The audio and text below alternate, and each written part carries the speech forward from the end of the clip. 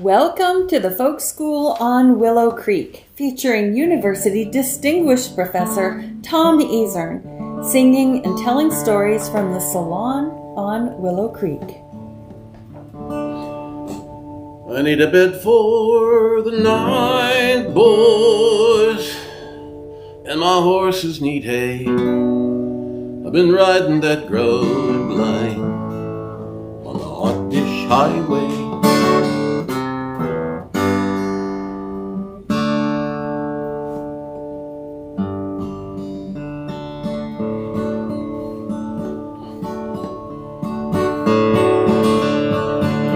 There's the Kansas girl, God bless her, sunflower made from an upland farm, blithesome and fanciful, plump of arm. The breezes riot, do no harm, but lovingly caress her. Now the Kansas girl, God bless her, born in the prairie land wilderness, cradled in tempest and war-stern stress, latter-day luxury to bless. She is our saint confessor. Now the Kansas girl, God bless her, whether her face be a russet brown, or whitened out by the shaded town, but whether in velvet or muslin gown, her heart is a Yankee guesser.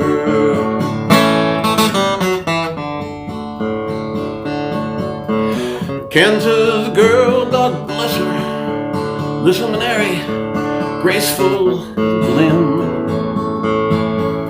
as corn that waves on the plains wide rim, where green blades gleam in the dawnlight dim. She shines, star shine seems lesser. Now the Kansas girl, God bless her, haven't you married one? Now's the time, with her heart in tune to music and rhyme. It matters not if you've only a dime, read this as intercessor. Now the Kansas girl, God bless her.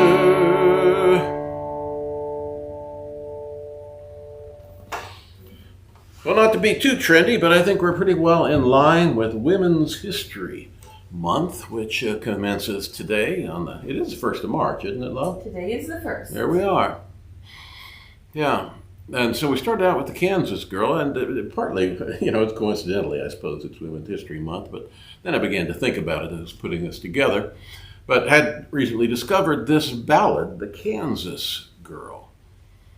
Well, it's not a women's document exactly, but it's a popular portrayal of a type, the image of the Kansas girl in the, immediate post-frontier era of the Sunflower State. It's a blend, this image is a blend of the new muscular Western woman and the traditional cultured grace. Born of the land, the prairie land wilderness, as the ballad says, but now at home in the shaded town. The right kind of girl to marry, we learn in the last stanza. And we are in the leap year, after all, too. So there's that that can throw into the mix here. The author of this ballad just turned up a couple weeks ago here on my screen. W.H., that is William Haskell Simpson, named by the Lawrence Journal, Daily Journal of 1889, Lawrence, Kansas, as one of the best versifiers in the West. 1880, Simpson surfaces in the papers as Secretary of the University of Kansas Board of Regents in Lawrence.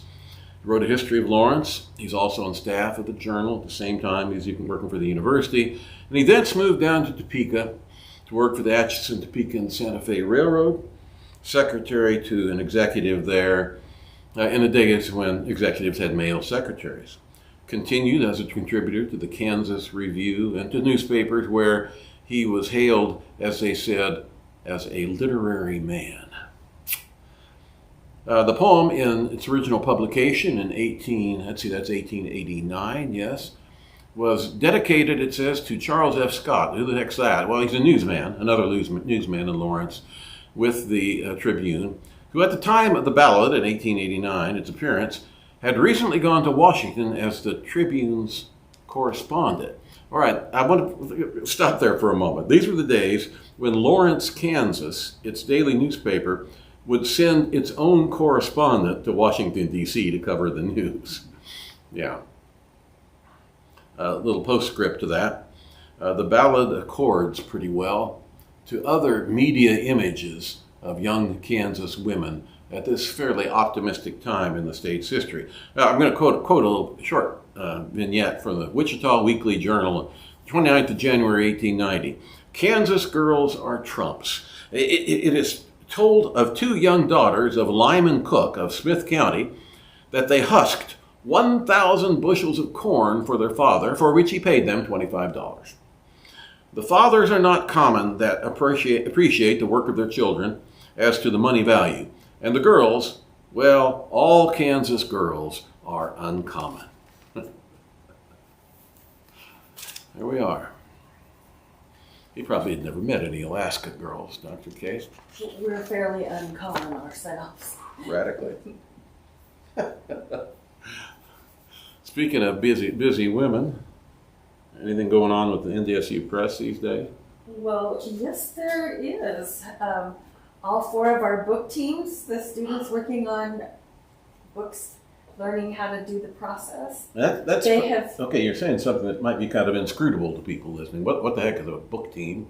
Well, students taking the practicum in publishing are assigned to a book manuscript. We have 3 to 4 students on each manuscript. We're doing 4 different manuscripts. I shouldn't say they're assigned. They get to pick. So that's part of their buying into the proposition too, that these are manuscripts they want to work on. Anyway, all 4 of them have at least drafted, if not sent, their letters of introduction to the authors. So this is kind of exciting part, a practice in writing a professional email or a professional letter, and they're beginning their relationship with their author.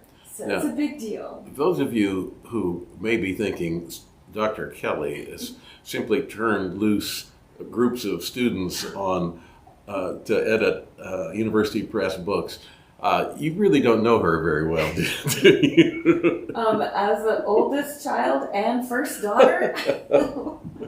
Yeah, okay. Yeah, there's some procedures that we follow, but they are learning that process right now. So that's one big deal, that a benchmark that we have met now. But everybody's home next week for spring break, and so a few other things that are going to be on my calendar. Instead of teaching, we'll be doing some research and writing of my own. So getting ready to finish up a paper for the World Social Science Association that I'll be presenting in April. I better do that too. Yeah. And then also next week I have an appointment with 3 different movers and shakers in the literary scene from the 70s and 80s on the Northern Plains. So I'm going to be collecting some interviews, asking questions, and finding out some history about the literary scene here. Your literary ancestry. You can tell us something about that maybe next Friday. I'll have more to tell by then. You probably have some adventures, right? Yes. I better come along with you. Keep track of these guys. Okay. They're all nice gentlemen who speak most lyrically.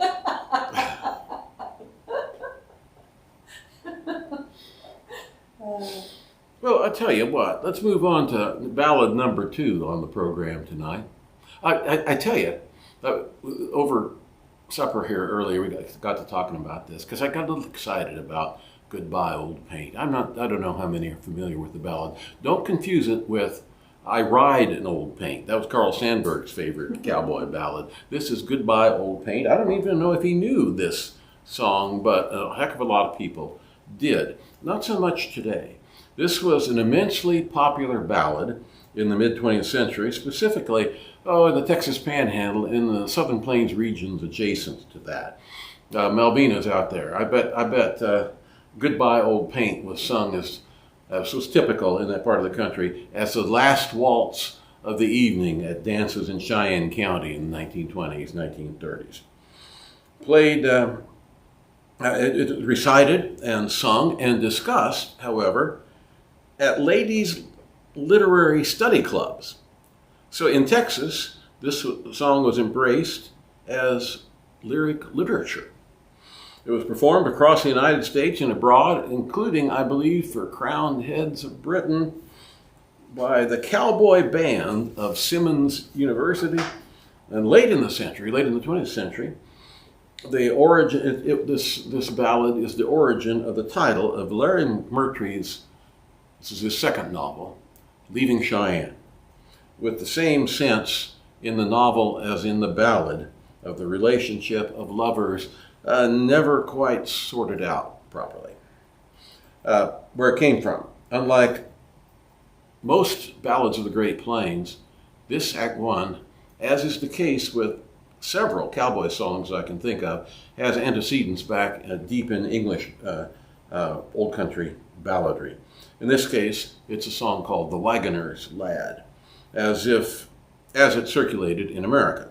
And before that, in England in the 1730s. In fact, we've got a text of The Wagoner's Lad from a broadside sheet in 1730.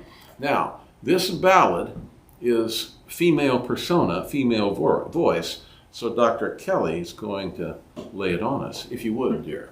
Yeah.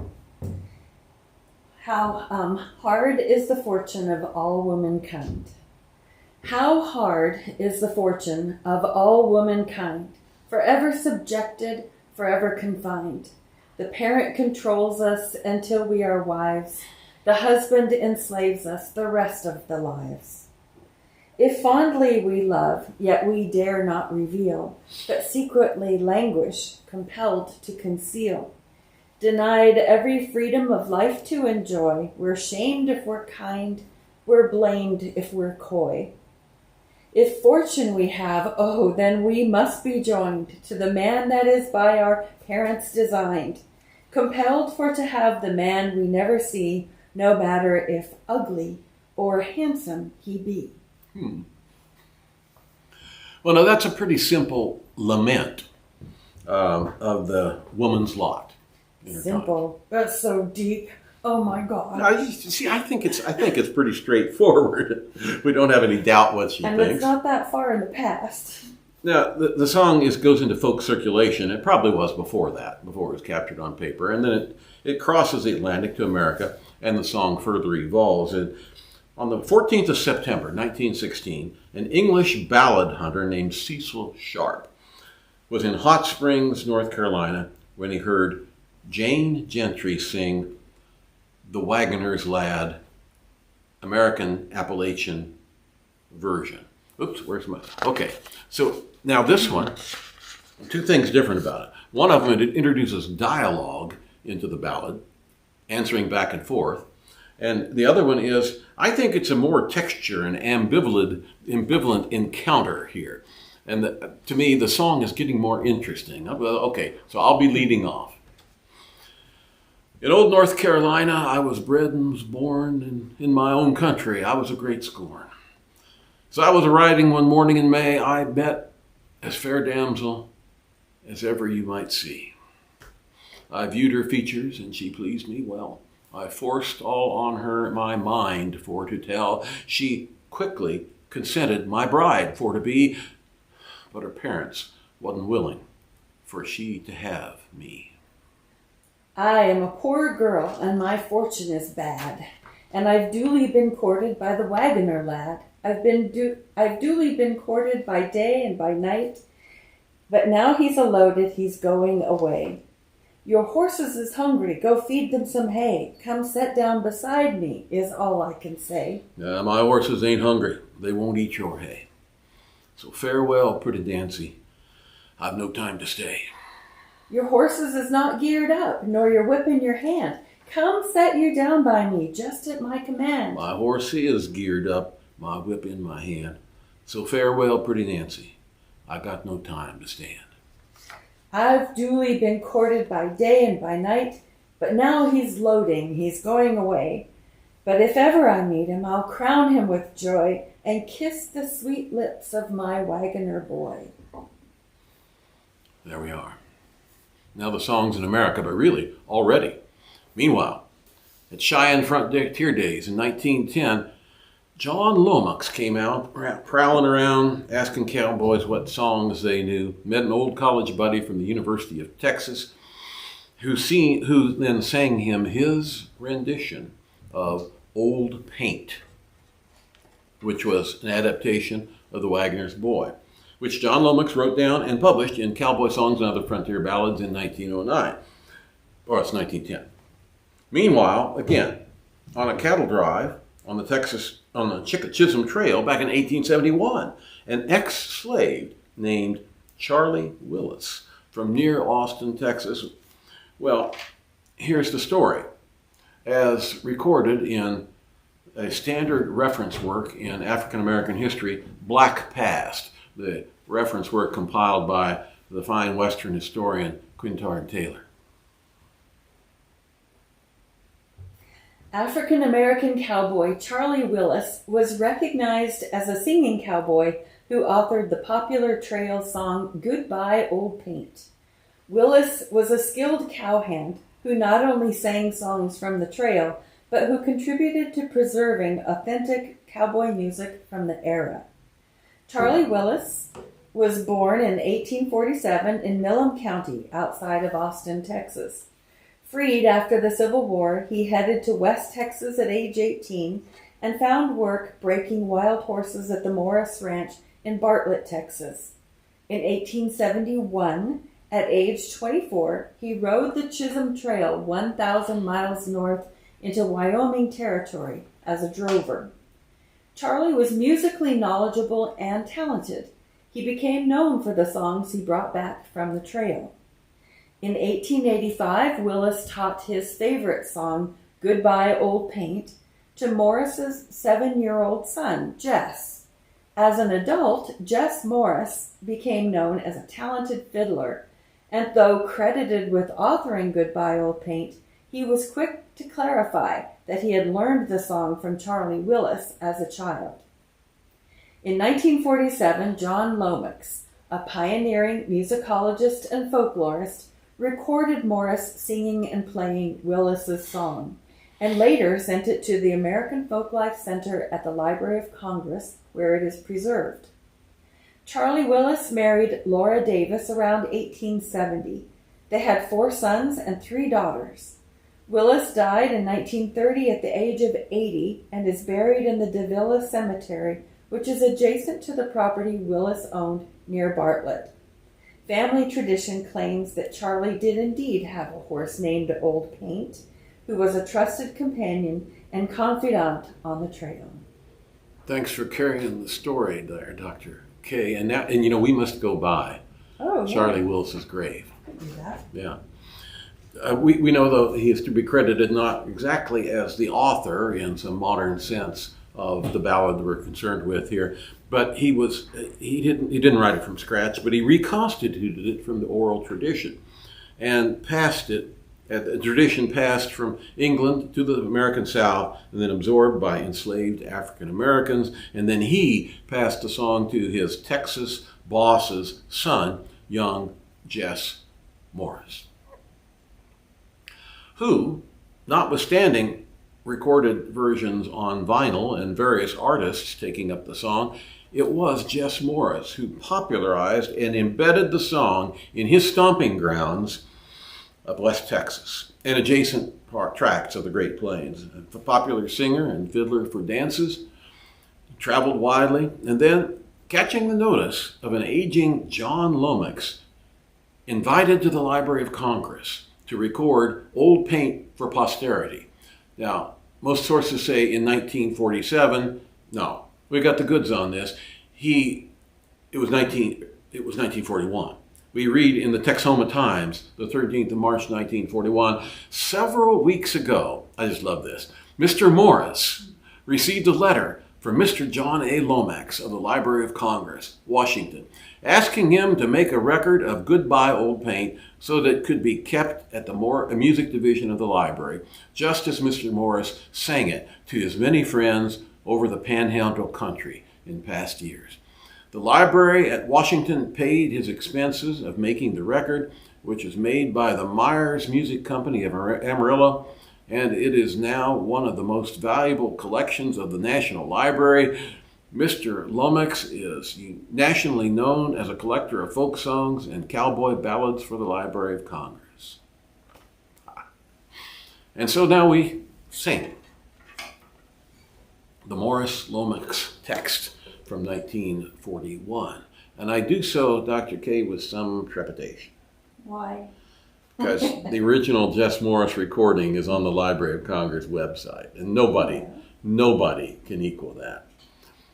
Tex Ritter recorded it for the movie, for the film, called Goodbye, Old Paint. And it's darn good, too. I mean, this is not your Tex Ritter of his later days on the Grand Ole Opry. Whoa.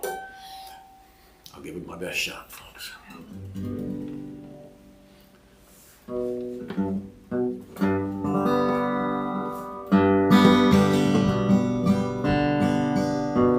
Farewell, fair ladies, I'm a-leaving Cheyenne. Farewell, fair ladies, I'm a-leaving Cheyenne. Goodbye, old paint, I'm a-leaving Cheyenne. Goodbye, old paint, I'm a-leaving Cheyenne. Old paint's a good pony, she faces when she can. In the middle of the ocean they grow a green tree, but I'll never prove false to the girl who loves me. Old paint, I'm a-leaving Cheyenne. Goodbye, old paint, I'm a-leaving Cheyenne. Old paint's a good pony, she faces when she can. We spread down a blanket on a green grassy ground, and the horse and the cattle were grazing all around. Old paint, I'm leaving Cheyenne. Goodbye, old paint, I'm a-leaving Cheyenne. Old paint's a good pony, she faces when she can. Well, the last time I saw her was late in the fall. She was riding old paint and leading old ball. Goodbye, old paint, I'm leaving Cheyenne. Goodbye, old paint, I'm leaving Cheyenne. Old paint's a good pony, she paces when she can. Old paint had a colt down on the Rio Grande, and the colt couldn't pace, and they named it Cheyenne. Goodbye, old paint, I'm a-leaving Cheyenne. Goodbye, old paint, I'm a-leaving Cheyenne. Old paint's a good pony, she paces when she can. My foot in the stirrup, my pony won't stand. Goodbye, little Tony, my pony won't stand. Goodbye, old paint, I'm a-leaving Cheyenne. Goodbye, old paint, I'm leaving Cheyenne. Farewell, fair ladies, I'm a-leaving Cheyenne. For my pony won't stand. Goodbye, old paint, I'm leaving Cheyenne. Goodbye, old paint, I'm leaving Cheyenne. Old paint's a good pony, she paces when she can. Old paint's a good pony, she paces when she can. And that's about as much as we can ask of anybody. Thanks for helping to get that story out there. You know, I spent a good part of the day today sorting out the migrations and permutations of this ballad, and I've got them outlined to my satisfaction. There's always more to know about it.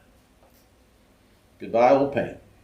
You're not quite ready to say goodbye yet, Dr. K. You got any friends out there making any trouble? Nobody's making trouble. But have some good news from Nancy Kelly, who got a $25,000 grant for their nonprofit on juvenile restorative justice. See, there's another woman who doesn't know the meaning of the term retirement, right?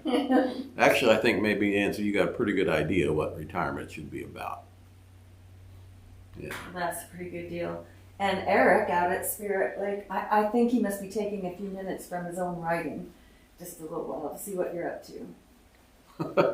But hopefully he'll get back to writing when the program's done. No, well, some of those stories may be indictable. I don't know if he's changing any names to protect the innocent or not.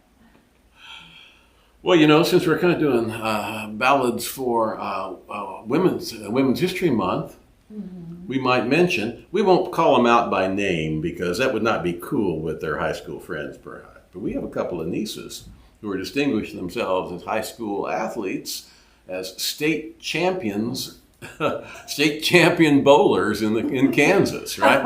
Now, see there, that first ballad is for them, right? Okay. The Kansas girl. Plump of arm. Yeah, all right. Brooke and Zoe are bowlers. Yeah. Yes, and they are. Apparently of the champion kind. I guess. Who'd have thought it?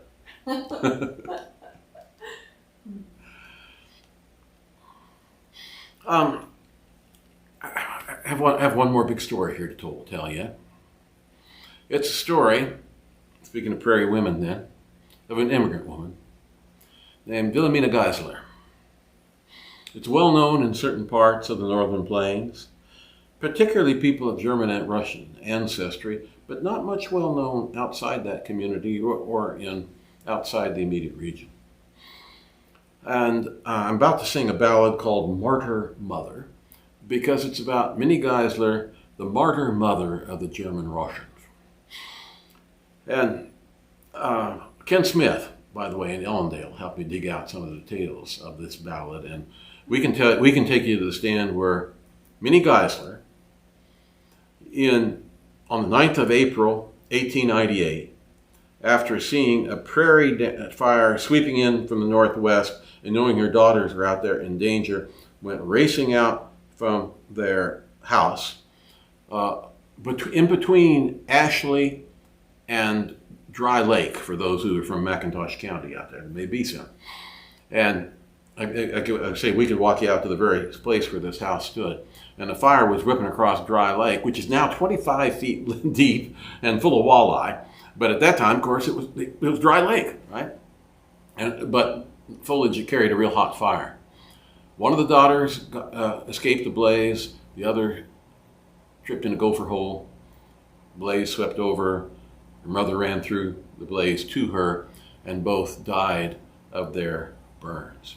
Well, subsequently, then, Minnie Geisler was immortalized not only in legend in that part of the country, but also in art. About the time of Ashley's Golden Jubilee in 1939, local matron Nina Farley Wishock arranged the casting of a ceramic bust of Minnie Geisler by Laura Hughes, the director of the WPA ceramics program in North Dakota. And this compelling remembrance is mentioned in the ballad, and it's lodged today in the McIntosh County Heritage Center in Ashley. Now, this is such a gripping incident that I thought it should have a ballad, and so I, just made one. What key do I like for that?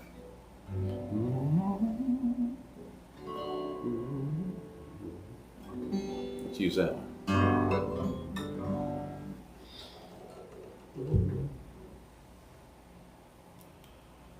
To Wilhelmina Ballard Geisler, Christian people reach thine hand.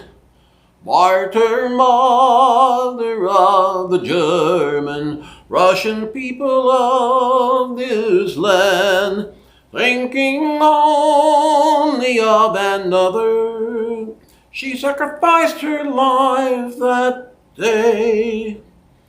As she was immortal mother, lives still in memory and clay.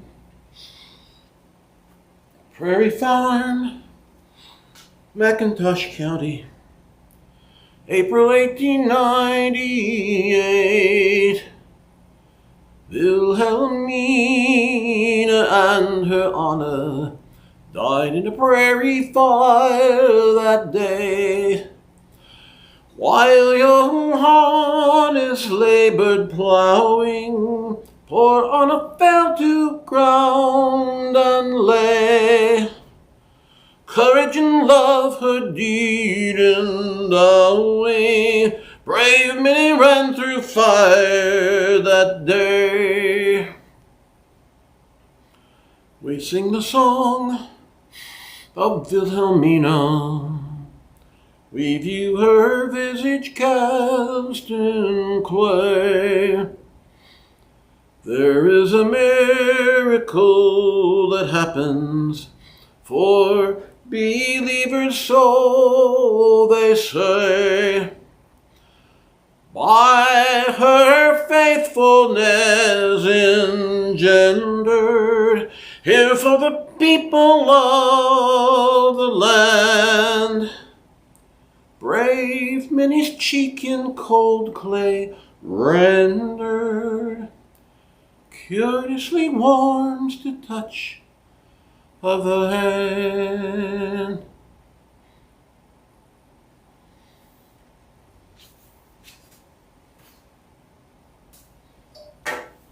Just thought we should have a happy one for the ending. Huh? That's the Ballad of Wilhelmina Geisler, McIntosh County, North Dakota, 1898.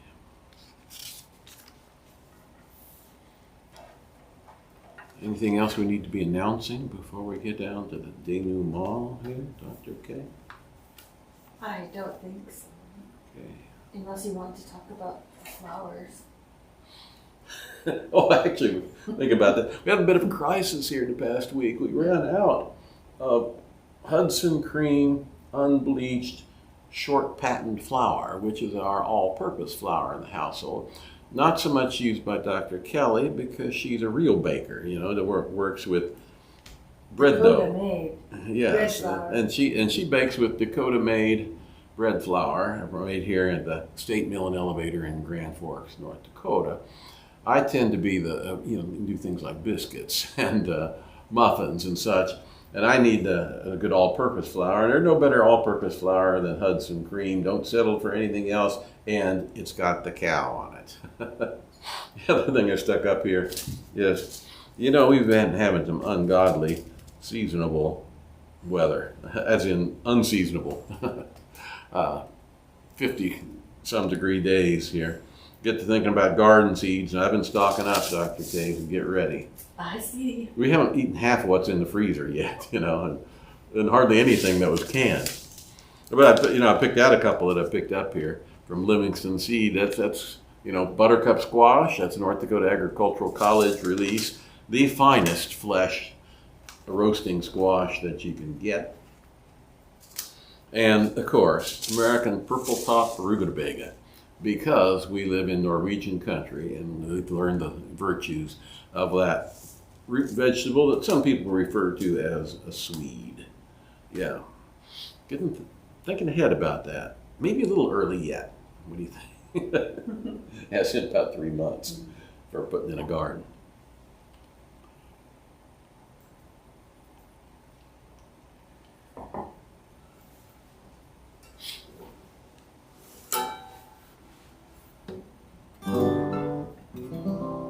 We might remember, next week is still Central Standard Time. But after that, we go to Daylight Savings Time. Can you believe it? And when that happens, we'll have a ballad about it. For now, we have this one. Kind of taking off from old paint, which cross-pollinates with a lot of other ballads, to tell the truth. I'll tune up my fiddle and rosin my bow and make myself welcome wherever I go. Old paint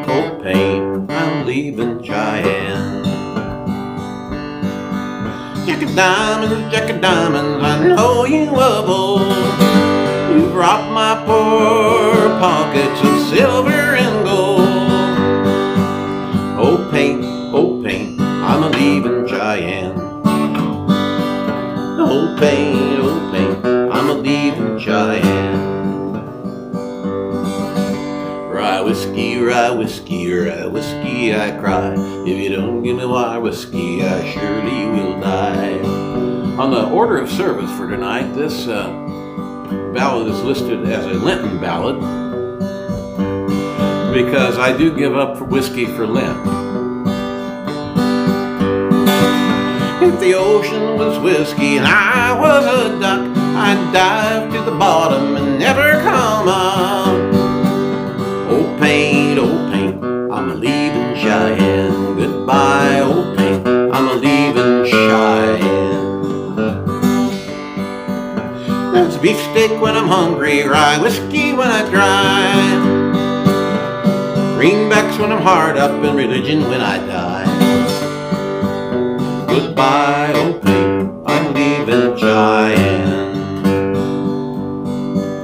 Rye whiskey, rye whiskey, rye whiskey, I cry. If you don't give me rye whiskey, I surely will die.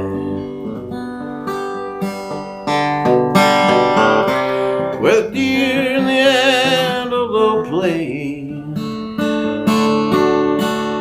and the Kansas girl, God bless her, sunflower made from an upland farm.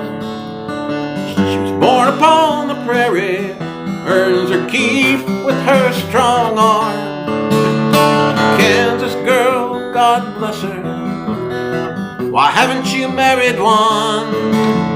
Graceful as the wheat stalks, waving in the prairie sun.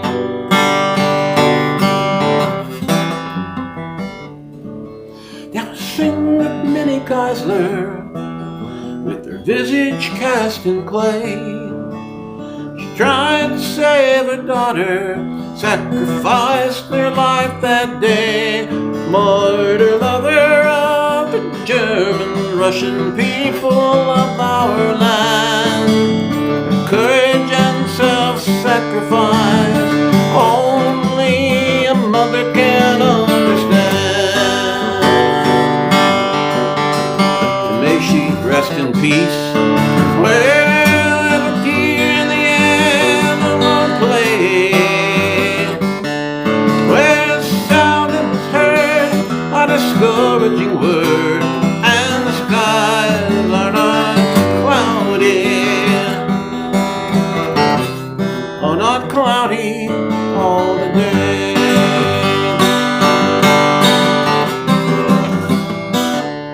Where seldom is heard a discouraging word, and skies are not cloudy, not cloudy all the day.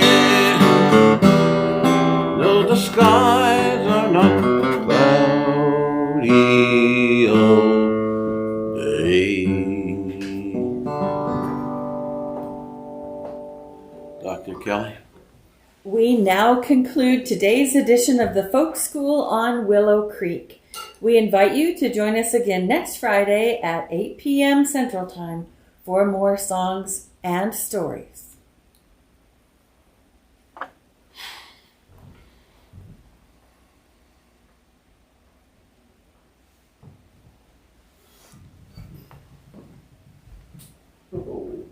Finger acting up a little bit.